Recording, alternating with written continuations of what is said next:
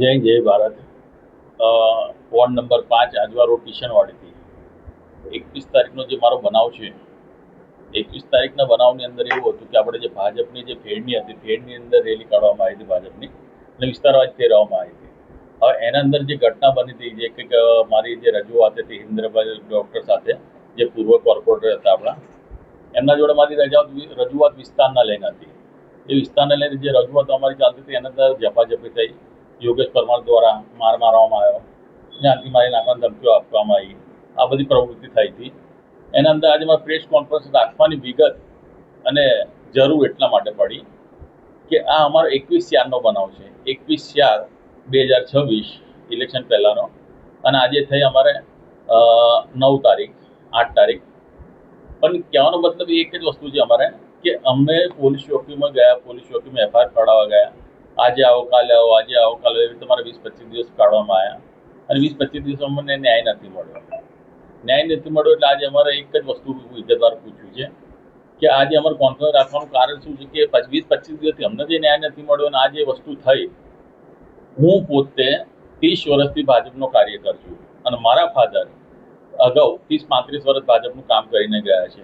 જે તમે જોઈ શકો છો કે અટલ બિહારી વાજપેયી સાહેબ છે, મારા ફાધર રમણભાઈ પેન્ટર છે, હું એમનો સુપુત્ર। હું પણ 30 વર્ષથી ભાજપમાં કામ કરું છું, છતાં જો મારે ન્યાય માટે રખડવું પડતું હોય તો સામાન્ય નાગરિક, સામાન્ય માણસની શું પરિસ્થિતિ થતી છે એ તમે આની અંદર જોઈ શકો છો। અને મારી જે અરજી લેવામાં આવી હતી, ખાલી અરજી પર કોઈ કામ કરવામાં નથી આવ્યું। તો મારી વિગત એક જ છે કે આ જે તે જે આપણે ન્યાય સામે અન્યાય થયો છે એનો ન્યાય મળે અને આ વિગત આટલા વર્ષોથી અમે ભાજપની અંદર કામ કરતા રહ્યા છીએ, શું અમારે ન્યાય માટે રઝળવું પડશે, ન્યાય માટે રખડવું પડશે? અને સામાન્ય નાગરિકને ન્યાય નથી મળતો તો અમને ન્યાય નથી મળ્યો એવું થઈ ગયું। પણ પરિસ્થિતિ એ થઈ કે જે રજૂઆત અમારા dumping yard, Kishanwadi dumping yard છે, 8-10 મહિનાથી આ રજૂઆત ચાલતી હતી અને હિતેન્દ્રભાઈને અમે કામ સોંપેલું હતું, કલેક્ટર સાહેબને રજૂઆત કરી હતી, કમિશનર સાહેબને રજૂઆત કરી હતી, એમને હા હા કરીને બધું 8-9-10 મહિના નીકળી ગયા। તો એ જ રજૂઆત અત્યારે અમે મૂકી રહ્યા હતા। એ દરમિયાન અમારા જોડે ઝપાઝપી મારામારી, જે તે યોગેશ પરમાર છે, પછી બીજો કરણ કરીને એક છોકરો છે, આ બધા મતલબ કે ગેરપ્રવૃત્તિવાળા માણસો છે, ગેરપ્રવૃત્તિવાળા। અને જે રીતે ધક્કા મૂકી કરીને જે તમે જોવો છો કે કોઈક વિસ્તારના, સ્થાનિક વિસ્તારના લોકોએ કોઈક પ્રવૃત્તિ થતી હોય, કોઈક રજૂઆત કરવી હોય, એક લોકતંત્ર દેશ છે, આ લોકતંત્ર દેશની અંદર કોઈ બી માણસ પોતાની પ્રવૃત્તિ, પોતાનું બયાન મૂકી શકે છે।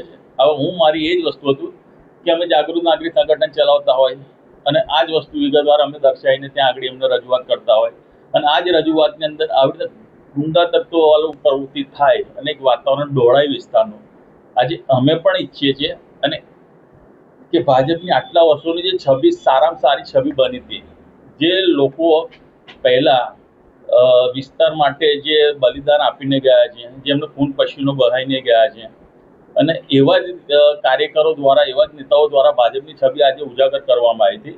અને આજે તમે જોવો છો કે એક પ્રવૃત્તિ, આ પ્રવૃત્તિ કેટલો બધો ચેન્જીસ આવી ગયો છે અને અમારું એક જ માગ છે કે અમને આના અંદર ન્યાય મળે અને અમે જે બાપોદ પોલીસ સ્ટેશનમાં અમારી કમ્પ્લેન્ટ થઈ હતી, પણ ત્યાં પણ અમને ક્યાંક ને ક્યાંક એવું લાગતું હતું કે ઉપરથી ઘણા બધા દબાણ આવી ગયા જેવું લાગ્યું। પણ અમે હવે સુપ્રીમ કોર્ટ સુધી લડવા જવાની તૈયારી બતાવીશું અને આ લડત આપીશું આગળ અમે। એ પ્રકારે બાપોદ પોલીસ